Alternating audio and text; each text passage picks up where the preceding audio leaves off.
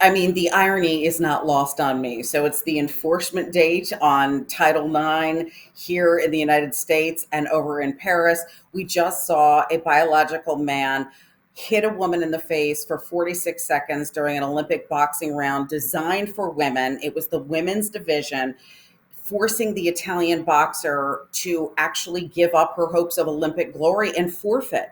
She said during a press conference afterwards, she said, "I've never been hit so hard in my life." And this is something I think that is sort of a shot chaser moment, right? Here we are in the United States. We know sports have now been opened up in half the country to biological boys who identify as girls. And in real time overseas, we are seeing a man strike a woman so hard, she's forced to forfeit her hopes of Olympic glory. I mean, it's truly unconscionable. Women are currently being erased in culture, and I want to amplify their voices and share their stories.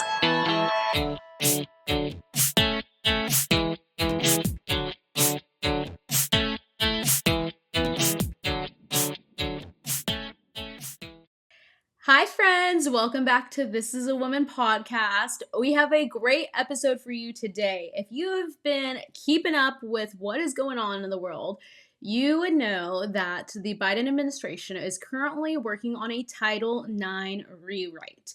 Well, guess what? Today is Thursday, August 1st, and that means that rewrite that they began working on back in April is now officially going to place. So what does that mean? Is it happening in every state? What was Title IX? What is the new rewrite? We dive into all of that this episode. How would it affect you? How would it affect schools? How it affects women as a whole. We also dive into the Olympics and the unfortunate situation we just saw of a man boxing against a woman who forfeited after 46 seconds in because this man was allowed to play in the women's boxing. So, with that, I have Sarah Parshall Perry on, and she is an attorney, and she has a phenomenal bio. She is truly, I think, the most intelligent person on this Title IX issue and rewrite, and she's doing so much. Let me just read y'all her full bio because she is amazing, and you guys need to hear everything she's up to. So, Sarah Parshall Perry is a senior legal fellow in the Edwin Meese III Center for Legal and Judicial Studies at the Heritage Foundation, where she focuses on civil rights, constitutional governance, regulatory policy, and the proper role of the courts. She's a former senior counsel to the Assistant Secretary for Civil Rights at the U.S. Department of Education, where she focused on policy reform, technical guidance, and the department's annual report to Congress, among others. Prior to that, she served as an in-house counsel and development director at a multi-million-dollar advertising agency and began her legal career as an associate in the field of complex civil litigation, focusing on maritime admiralty, false claims acts, and Title 11 employment discrimination laws. Sarah serves on the Executive Committee for Civil Rights of the Federalist Society and is a member of the Kirkpatrick Society at the American Enterprise Institute. All right, if y'all missed one of those sentences where I mentioned that she was the Assistant Secretary for Civil Rights at the U.S. Department of Education, that is so important to note because who was in charge of this Title IX rewrite? Well, the Biden administration, but specifically in the Department of Education. She has firsthand worked in that. So she's going to dive into a little bit of her experience of what she did when she was in the Department of Education under a different administration of what this administration is now doing. But her bio's not over yet, so keep tuning in. Sarah is a policy consultant and a widely published author with publications on topics ranging from law and public policy to education, parenting, disability, advocacy, and the arts. She managed education reform initiatives at the Family Research Council and has written widely on the fight against the industrialized education complex. Her work at the Family Research Council also included the building and oversight of multiple policy coalitions geared toward the fight against anti-Semitism in academia, limiting text censorship, and protecting religious liberty within the service branches.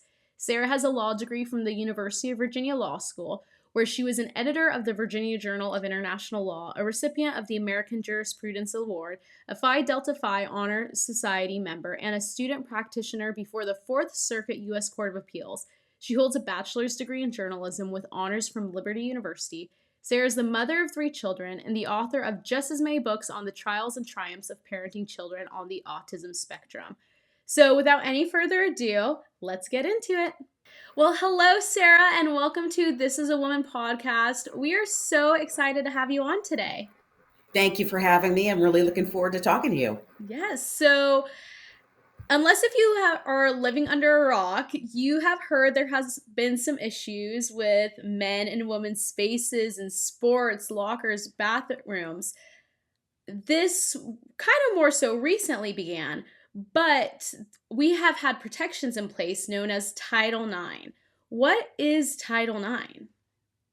Yeah, so a little bit of history about a long-standing law. It's been around for 52 years. It was part of the Educational Amendments of 1972. It was advanced really by the feminists of that age. It was a result of the sexual revolution and the women's liberation movement. And they were successful in getting Title VII of the Civil Rights Act enacted, and that guarantees equality in employment. But they didn't have anything for education. And at the time, women were not able to attend graduate schools. They weren't able to participate in scholastic sports. They didn't have their own single sex admission academies and were really shut out from the majority of educational programs. Their education, as a general rule, stopped at the K through 12 level. Not a lot of women had the ability to go on to college and were prohibited from getting into graduate schools.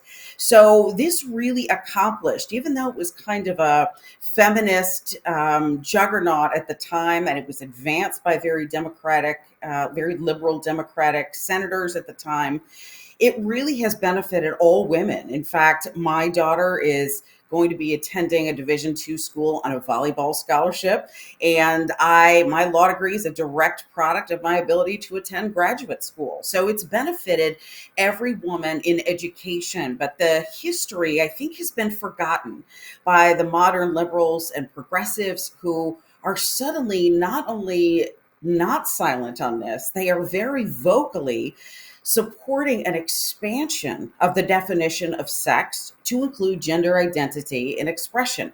Now, Title IX is a very short statute. It is only 37 words long, but it's the only federal statute, an anti-discrimination law, that strictly deals only with anti-discrimination on the basis of sex. No others do. So you can see that the entire equality paradigm on which the Title IX sort of statute and all of its progeny rest really go to that notion of equality for women. And we're seeing it now turned upside down.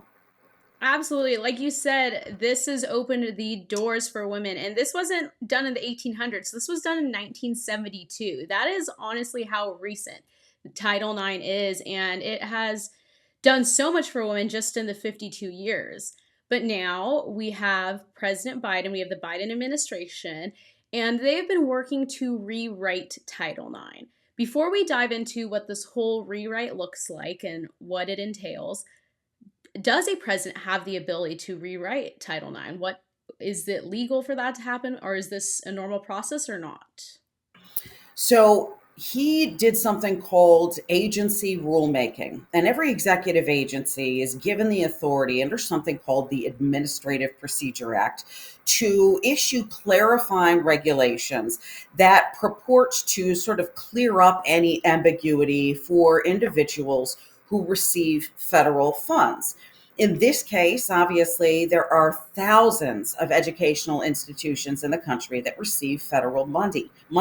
And that is not just what we think of as college and not just what we think of as college athletics. That's what a lot of people think of first is sports and higher education.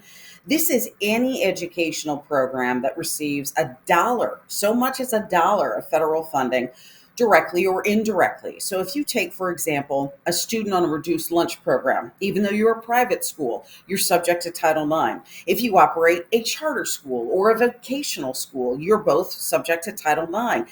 This applies from the preschool level all the way through the graduate level. So most schools in the country are subject to Title IX.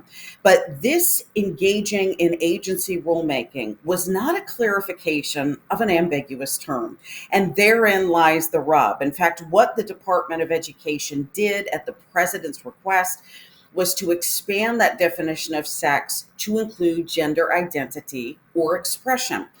Well, that Administrative Procedure Act that I referenced really requires rulemaking by the executive agency, by the president, to be handled in a specific way. And they have to prove to the courts and to the public that they've thought about the cost benefit analysis, that their definition or their regulation is supported by law, and that it's not something called arbitrary and capricious, meaning you're advancing a political agenda. You're not actually answering a statutory problem or helping recipients of funding understand their duties. That is what happened here. And that's a direct consequence, I think, of why we saw so much litigation right after. Absolutely. And like you said, it's changing that. It's from the on the basis of sex to on the basis of gender identity. And a lot of people, when they hear Title IX, they just think sports, sports, sports. Has to do with sports. So you might have people that might think, well, I don't plan on playing college sports, high school sports. I'm not an athlete. This isn't going to affect me. But like you said, this is all educational programs. So, I mean, are we going to see this affect dorms? What else are we going to see this affect? So the wording was very clever in the rule that came out. So the short answer is yes. This is going to impact women's locker rooms, bathrooms, housing accommodations, overnight accommodations, sports teams, and scholarships. Now, the Biden administration is attempted a little bit to sort of soft soap some of the language, saying that you can separate by sex as long as there is no more than de minimis harm to a transgender student. Well, de minimis harm, as we say in the laws, of the 1% standard. So all you need is one individual to be offended, and essentially your separation of sex-oriented spaces is now a thing of the past. So the short answer is yes. And the department has said, well, athletics are not included. That also is what I like to call a head fake. They've actually indicated not only in the regulation itself that it covers, quote, all extracurricular activities. And if that doesn't include sports, I don't know what does. But relatedly, in another case that they were involved in at the same time, the Department of Justice, which is the United States government's law firm, essentially, issued a statement saying it is our position that if you do not allow trans identified males, or who they call transgender females, in women's spaces and in women's sports, that's a violation of Title IX. So they've just admitted in open litigation that's their view. So to say that sports are not included is really disingenuous. And we're now seeing a lot of schools already go, well, we don't want to put our federal funding at stake, which they could do if they are found to be not in compliance with Title IX by the Biden administration. They can lose their federal funding. Some states receive billions in federal tax money, by the way, their own tax money, but it is shilled through the Department of Education that then comes back around. But in an effort to avoid losing funding, a lot of these institutions are just throwing in the towel and saying, all right, we're going to open all sports to biological men. So that is something we are already seeing play out in real time. We've already seen that happen, as you said, but today is August 1st. What was set to happen on August 1st with this Title IX rewrite? Well, this regulation, this rewrite was issued formally and finally in April 19th of this year, but it was set to go into effect in August of this year. And we are here. Now, thankfully, this is sort of the cherry on top of a very big sundae, and all of the pieces of litigation have been working very, very quickly leading up to this point.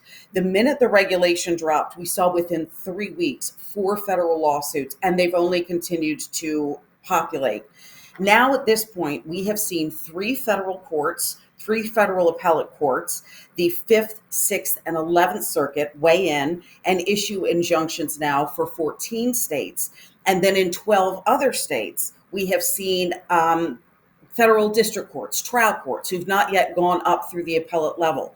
So thankfully, for half of the country, 26 states, the rule has been temporarily suspended. So those school administrators, the school parents, school kids, are not going to have to wrangle with a world in which sex no longer matters. And in education, boys are spending their time in girls' locker rooms, bathrooms, or dorm rooms. So thankfully for them, that's again about half the country, including about 3,000 K through 12 and higher education institutions.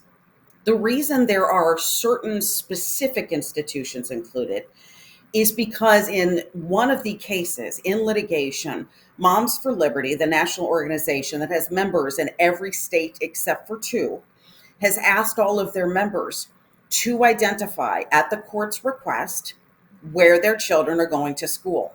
That list, which was very long, tedious, and arduous to compose, was submitted to the judge, and the judge published as part of that official record those 3,000 institutions.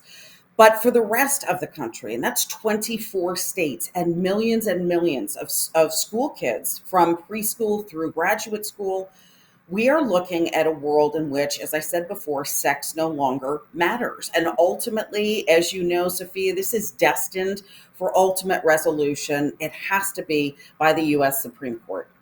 Absolutely. And the other question I've just been hearing pop up is we're in an election year. So that means we could potentially see who is in charge of the administration change.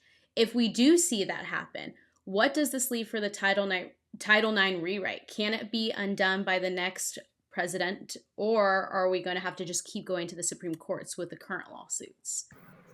Well, it depends on what the Supreme Court does.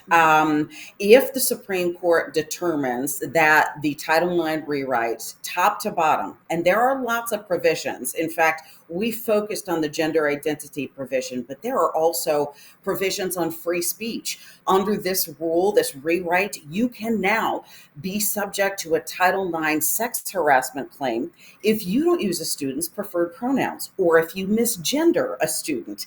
So if the Supreme Court determines soup to nuts, the entire regulation as written, all 443 pages, is illegal and unconstitutional, then a new president, not Kamala Harris, assuming because she's clearly on board with the Biden trans agenda, would have the opportunity to simply rescind the old rule, and the clock would revert back to the most recent regulation that I was involved in drafting under the Trump administration, which is the 2020 rule.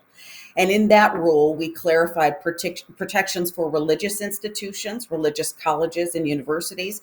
We clarified free speech protections, and we clarified that students who are accused of sexual harassment or misconduct have the same due process protections that they would have if they went into a court of law. So they could examine, for example, the evidence or call witnesses or cross-examine. That rule under the Biden administration was rescinded, and this new rule took its place. But if this new rule is illegal, we go back to the era that it was before in 2020, and things return to the status quo, which I think, Sophia, for everybody who's watching, is probably their great hope and prayer. Absolutely. And I think something that's so interesting on this topic, stats have shown that even though when it comes to elected officials, it is very split Democrat, Republican. When it comes to the general public, I believe it's over 70% of people are against men and women's sports and bathrooms and locker rooms, because at the end of the day, it's common sense. It's common sense that we should have these protections. And I want to note, you mentioned a little bit how long that new Title IX rewrite is. The original Title IX, like you said, is 37 words. And I believe, correct me if I'm wrong, the new rewrite's like over 1,000 pages. I'm not sure if it's been edited down or anything, but how do you go from 37 words to now pages and pages of a new rewrite without people saying, maybe we should take a second glance on this. Maybe we shouldn't trust what's coming down. Yeah, listen, Sophia, you pegged it. It takes a lot of words to excuse why what you're doing is illegal, and that's exactly what they did. They had to make sure that in every respect, they could stand in front of a court, a federal court judge or the Supreme Court, and at least say, well, here was our rationale. We wanted to protect trans students. We wanted to make sure everyone was given equal opportunity. But what they've done in that process is they've forgotten the women for whom Title IX was passed in the first place. And our system of laws, our canon of civil rights laws, our Constitution guarantees that all individuals shall have equal protection of the law. That doesn't mean that you can allow trans identified males in women's bathrooms or sports when what you've done is fundamentally weight the scales. Boys and girls have different bodies, they have different physical capabilities, they have different athletic capabilities, they have different privacy needs. And that's what we're seeing right now. But the number of words indicated is really, I think, an indicia of two things. Number one, a word salad destined to try to help them protect themselves in court.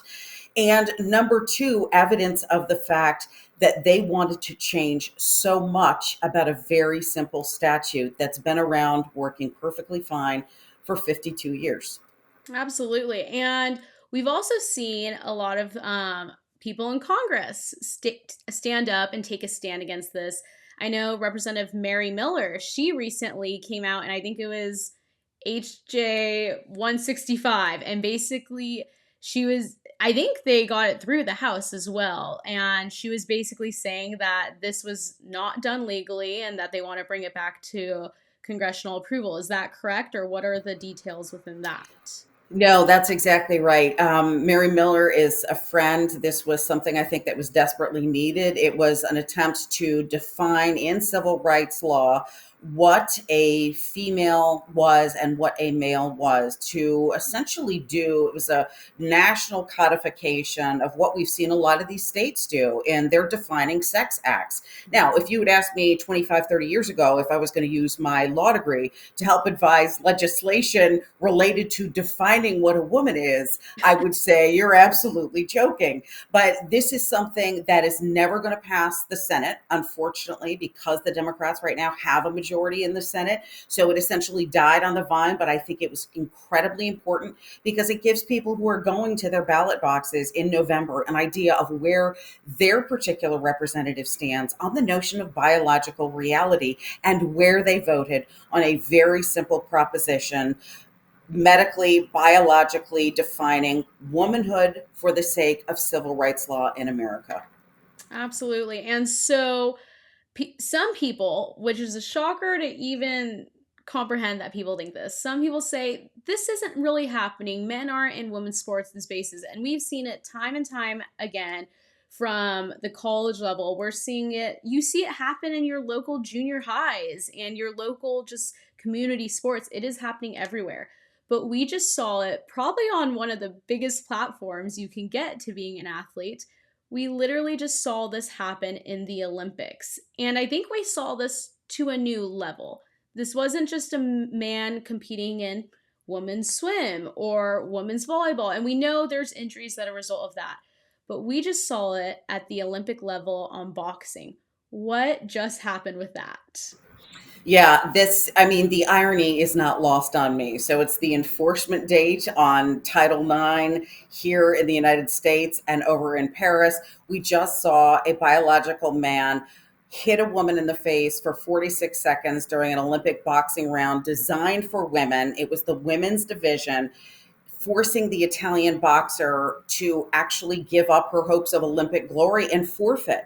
She said during a press conference afterwards, she said, I've never been hit so hard in my life. And this is something I think that is sort of a shot chaser moment, right? Here we are in the United States. We know sports have now been opened up in half the country to biological boys who identify as girls. And in real time overseas, we are seeing a man strike a woman so hard, she's forced to forfeit her hopes of Olympic glory. I mean, it's truly unconscionable. And this man, they're saying, well, he was allowed to do it because he had a passport that says he is a woman. How are we getting passports? And I know birth certificates places are now saying, how did we get there? Well, he is an Algerian citizen, and their rules for passport revocation or modification are different than they are here in the United States. But this is where we're going. And we've now seen states who have issued laws allowing an individual to either change their sex on their driver's license based on simply how they're feeling, not without medical confirmation, no medical intervention necessary, change their sex on their driver's license and go back, reopen their birth certificate files, and later amend their birth certificates. This is where we're going. Legal documentation means absolutely nothing. This is now, once we throw the notion of biological reality and our innate female and maleness to the wind, you can write whatever you want, and that ultimately isn't going to make a lick of difference. But apparently in Algeria, they've already jumped the shark and given him the opportunity to identify as a female simply because he went back, modified it, and changed his sex designation on his passport. People don't realize how important words are. And I think for a while now, people have been willing to kind of use these incorrect pronouns for people or use false language. I mean, we're using words, we're calling males females and females males and she, her, him, his, all these things because they think, well, it's not the end of the world. It's not the end of the world if even if I am a Christian and I just put my she, her pronouns in my email or in my social media profile because it's just showing that I'm loving and caring. I don't think people realized things like birth certificates being changed, things like passports being changed, was a result of the fact that we thought words weren't important. And so, what would you recommend to people today? Should they, is it loving to have these pronouns in their bio? Should they stick to the truth, even if it's offensive to people? Where do you stand on that? Yeah, there's an old children's nursery rhyme about the emperor who had no clothes. And it wasn't until a little boy who was not willing to lie and tell the king that he had no clothes on when the rest of the village saw fit to essentially feed his delusion that he was, though he was naked, he was wearing the most beautiful gown or the most beautiful robe that had ever been tailored for him.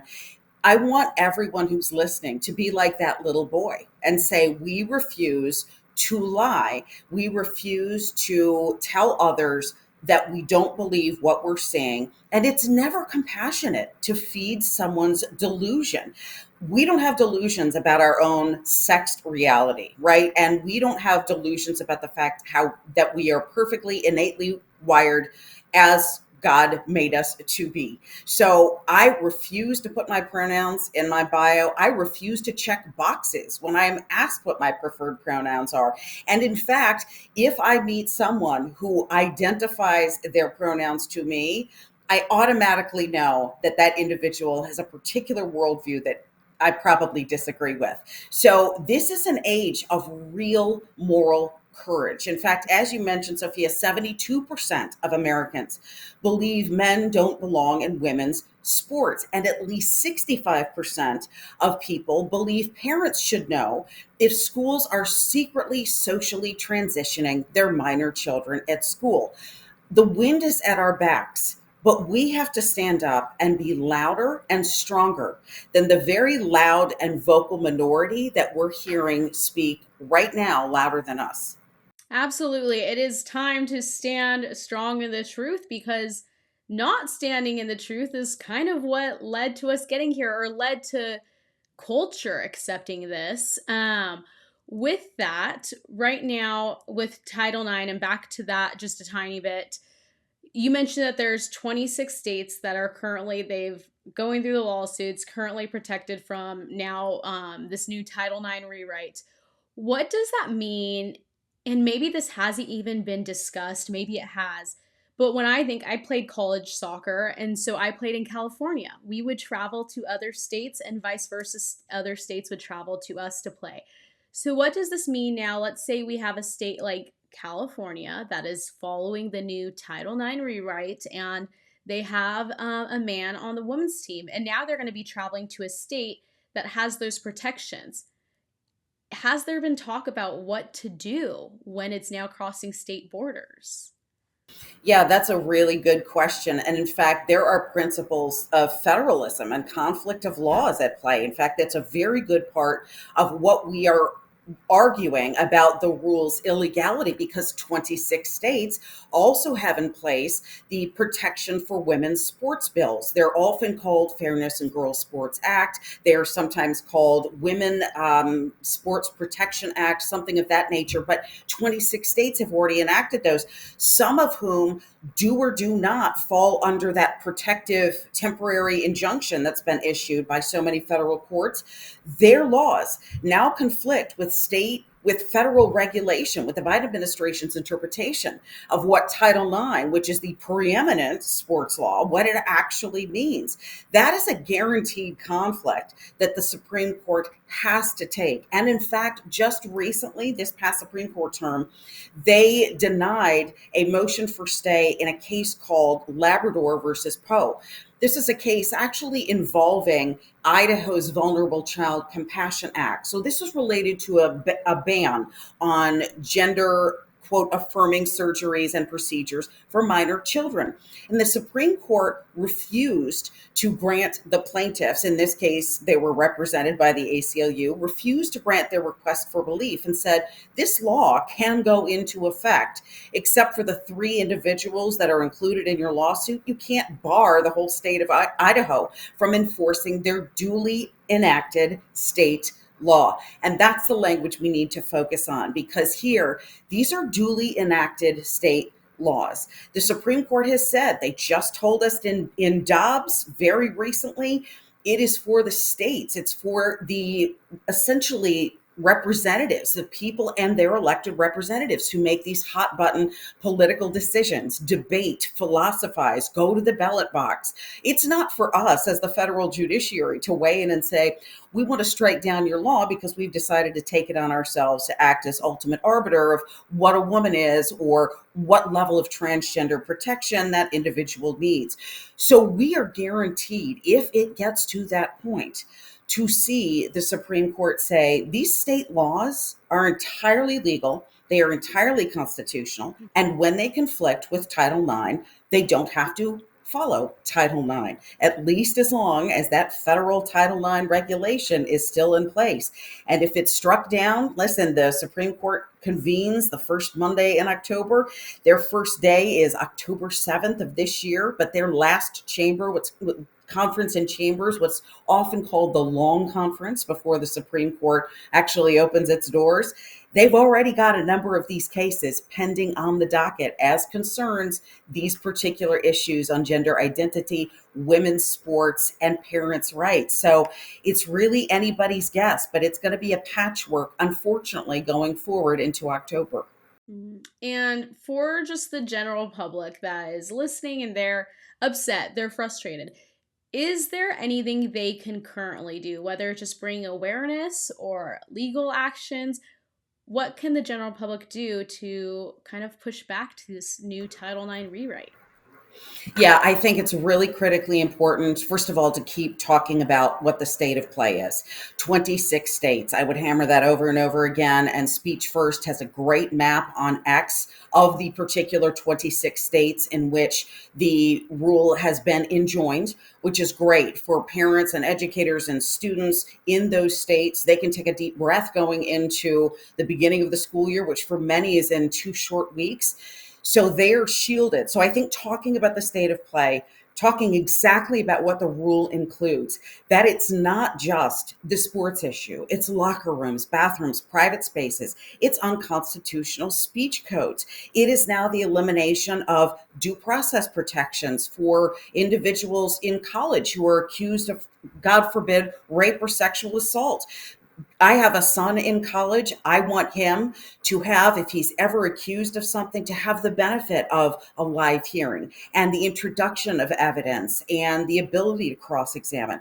This is a soup to nuts regulation. You talked about its length as published in the Federal Register. It's 443 pages. And for anyone who's ever read the Federal Register, the print is like this big. So that's why it went from 1553 to 443, simply because of the print size.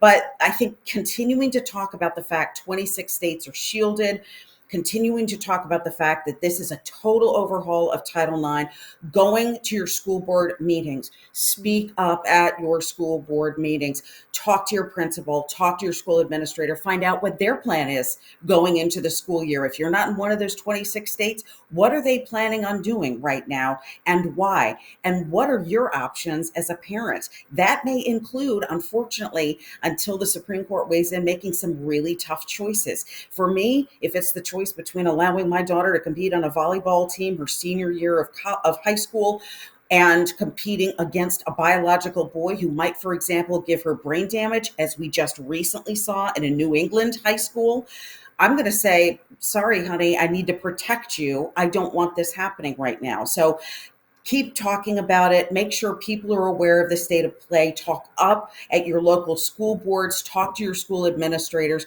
and be willing to make the hard choices, which we as parents, we get one shot to do it right. And this year, I think the stakes are higher than ever.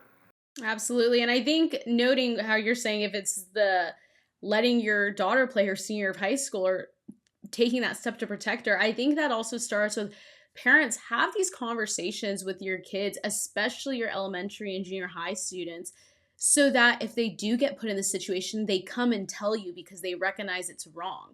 Because I think right now, if you are in elementary school or junior high, some of them might not even recognize it's wrong that there's a boy on the girls' volleyball team or girls' softball team because everyone around them is telling them that that is okay. With that, there is a lot of people that are scared to talk about this because they're scared of, instead of just being, I'm pro women, they're going to be called anti trans. How do people respond to that? The way our laws work is that no person should be subjugated to another person. That's the way our Constitution works. It's the way our civil rights canon works. And unfortunately, what we're seeing is the elevation of one population, which, by the way, in real time, if you are talking about the legitimate diagnoses of gender dysphoria, those people who fit the medical definition under the Diagnostic and Statistical Manual of Gender Dysphoria, it's 0.1%. These are very, very small numbers. The cohort that is the fastest growing, 300,000, and that is the children ages 13 to 17, because they are being essentially fast track transed by social media influencers, celebrities, politicians, school administrators, and their peers. This is where we have to say words matter, truth matters, science matters, and my rights as a girl, as a woman, are just as important as a trans identified male's rights. If he wants to use the girl's bathroom, you must provide him the opportunity to use a gender neutral bathroom. Equality doesn't always mean sameness. And that is something I think that we really need to focus on this year. Absolutely. Well, with that, Sarah, or I love to always open it up at the end just for if there's something you feel like you want to emphasize on or something you want to leave with the listeners, especially the moms and the high school and college age girls that listen, whether it's on Title IX or womanhood as a whole.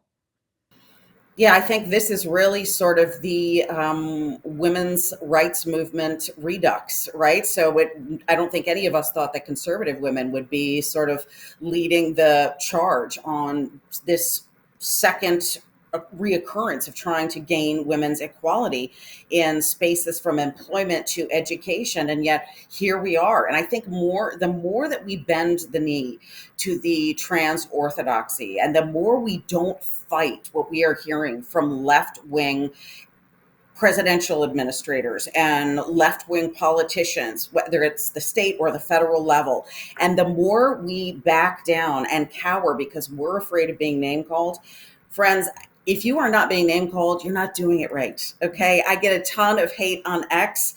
That indicates to me I'm over the target. Answer me with facts. Until you can tell me that a man is the same as a woman, I will not give you my preferred pronouns, let you socially transition my child, bend the knee to the gender orthodoxy madness, or give up what I know to be true for millennia, which is that we are created male and female exactly the way God intended. Amazing. Well, Sarah, thank you so much for being on. What is the best way if people are listening and they're like, I want to read more from you or follow you on social media? What is the best way for people to do that? So I encourage people to follow me on X at SarahPPerry. I'm constantly posting about current civil rights issues, parents' issues, gender identity issues. It sort of runs the gamut of social conservative policies, and I try to keep pace with the litigation as it develops. And then I've written a lot on the gender identity phenomenon, and you can follow my works at heritage.org. Amazing. Perfect. And if you're listening and you're like, wait, what was it? I'll put it all in the podcast captions. You guys can see it all there and follow Sarah on X and read more what she's written on Heritage. But Sarah, thank you so much for being on. Sophia, thanks so much for having me.